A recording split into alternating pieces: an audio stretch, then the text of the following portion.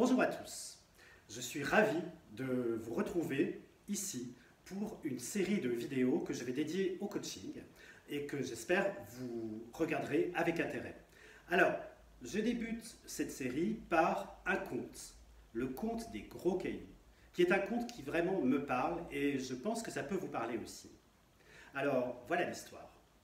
Un vieux professeur de philosophie de la Sorbonne, quand même, est invité à Harvard, une école de business, on va dire, à intervenir pour une conférence sur la gestion du temps.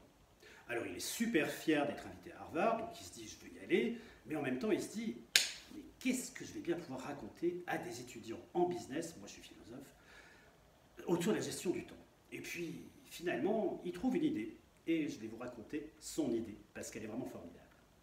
Il arrive devant ce grand amphi de 400 étudiants, des jeunes, hein, un peu les jeunes loups, qui sont là pour l'écouter, et il débute en posant sur son bureau un vase transparent.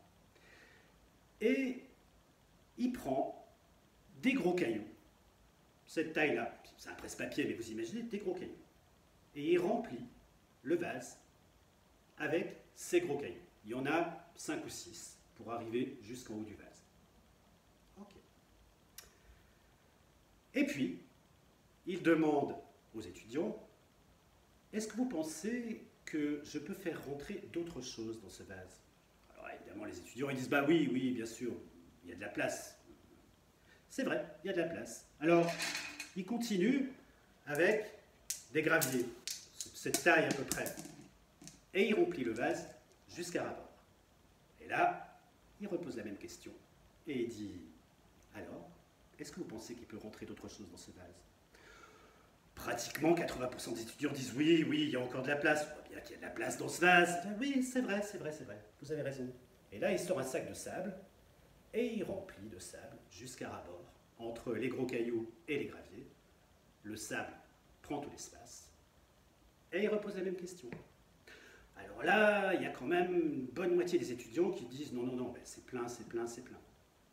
Pas tout à fait. Il sort une bouteille d'eau et il remplit d'eau le vase jusqu'à ras-bord encore. Il ne continue pas pendant des heures comme ça, mais il repose la dernière question. Il dit alors, est-ce que vous pensez qu'il peut rentrer encore quelque chose? Là, franchement, la plupart des étudiants disent non, non, c'est fini. Alors, il dit oui, effectivement, c'est quasiment fini. On ne peut pas faire rentrer d'autres choses. Mais qu'est-ce que vous en retirez de ça? Et là, les étudiants sont perplexes.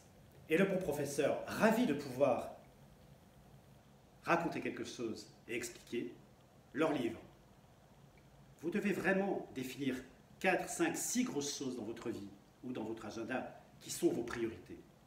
Et si vous commencez par faire rentrer ces grosses choses d'abord, évidemment tout le reste rentrera facilement. Et puis si ça ne rentre pas, ce n'est pas très important.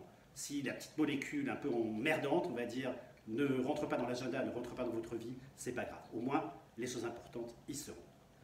Voilà ce que voulait raconter ce bon professeur, voilà ce que je voulais partager avec vous, et j'espère que, comme moi, cette histoire, ce conte, vous permettra de focaliser sur les priorités, sur vos priorités, et d'avancer dans la vie de façon plus sereine, ou d'avoir votre planning à la cool.